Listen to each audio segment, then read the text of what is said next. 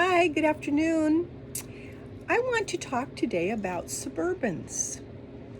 I had never once thought about a Suburban as a vehicle to live or travel in, but it makes perfect sense in a lot of ways. Once, many years ago, I had a daycare and I was looking for a larger vehicle. And my husband said, "Why don't you buy a Suburban?" And I said, "No, I don't want to drive a truck."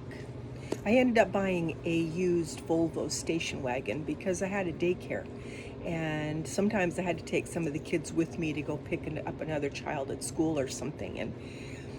And driving a Volvo station wagon put parents at ease because they are known for being very safe, especially back then. So that's what I did. And they, of course, drive more like a car, where the Suburbans are really basically a truck. However, for the purpose of traveling in and using as an RV, a lot about that makes really good sense. They have a huge cabin in the back. I'm imagining you would have to pull all the seats out. I don't think there's any folding into the floor thing, a mechanism in a Suburban. But it's a possibility. And no one really talks about Suburbans. There are a few videos on YouTube, and the lady that I just watched was on Cheap RV Living, and she has a channel called at Nomad Your Own 8194, and of course there's a video on Cheap RV Living. So if you are interested in her experiences, that would be a good place to go look.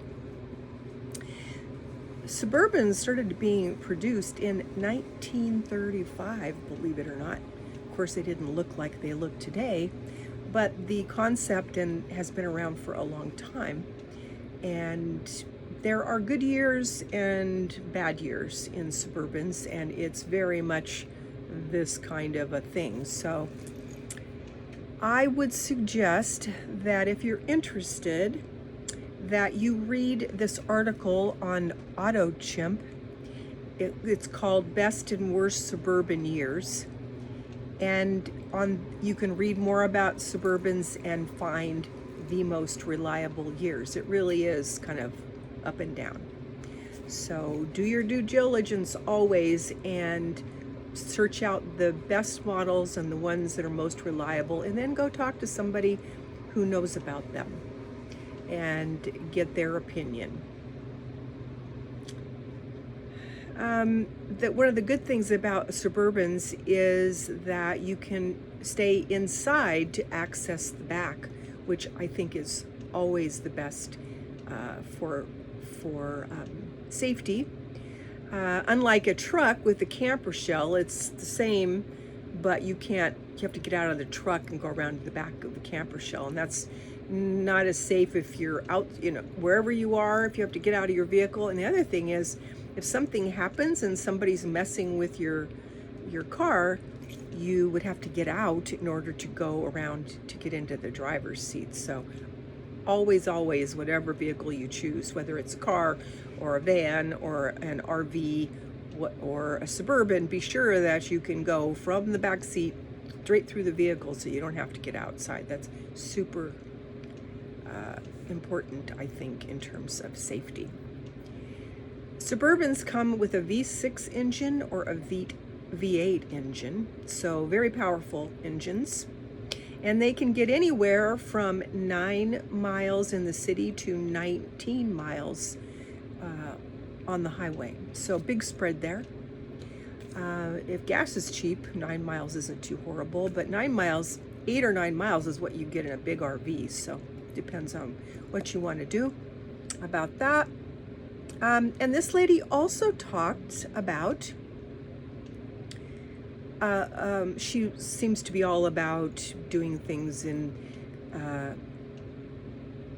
the best and most advantageous ways. And she, like myself, don't like the idea of cooking on an open flame inside of a car. which has lower roofs, and it just, I don't know, it just doesn't, it feels like it's just not very safe.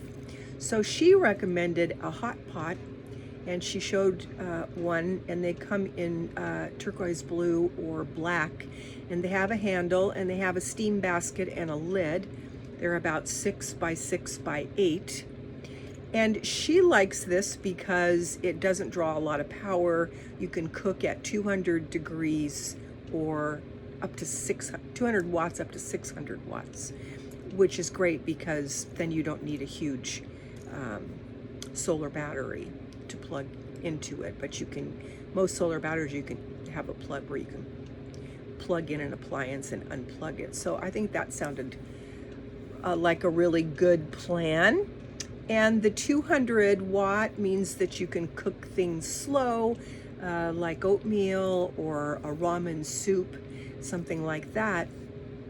And then up to 600 watts, you can actually fry a piece of meat. What she does is she makes a meal all in that one pot. It's stainless steel inside. On Amazon right now, they're $30. Which if that's all you're going to use, I would use that. And then also they have sandwich makers that are like 3 tiers, so you can put an English muffin in and put an egg in and maybe some bacon or turkey bacon or something like that, and you have these layers, and it cooks it all at once. And then when it's done, you just open it up and you have a nice warm sandwich. So you could make breakfast sandwiches or lunch sandwiches or dinner sandwiches when you're on the road. And I think that would be very helpful as well. And those two are about $30. So I would look into this if you like the idea. The Suburbans are not well represented in the RV community. That's actually the first time I've ever seen anybody. And she loves hers. Oh, and it's also a 4x4, so you can go out into the back country if you so choose. And she has big tires on hers, and it's a good vehicle if you want to get out into the sticks and camp. That's not my idea of what I would do. I'm do more in the cities and maybe highways between places. I want to visit friends and family, and I don't really want to camp, quote unquote. I mean, I might do that sometime, but I would rather just do stealth sleeping in people's driveways or wherever I can find space. Whatever Overlander says is a good place to sleep. And if it's noisy, I just put earplugs in my ears, which I do when I'm home anyway all the time. So no big problem there. But I thought it was an interesting idea, this Suburban thing. So, and then she had that great idea about cooking, and she wanted to just keep it all in one pot, cook and eat it, and then you just have one thing to clean up. So I thought that was great. I hope that you enjoyed this.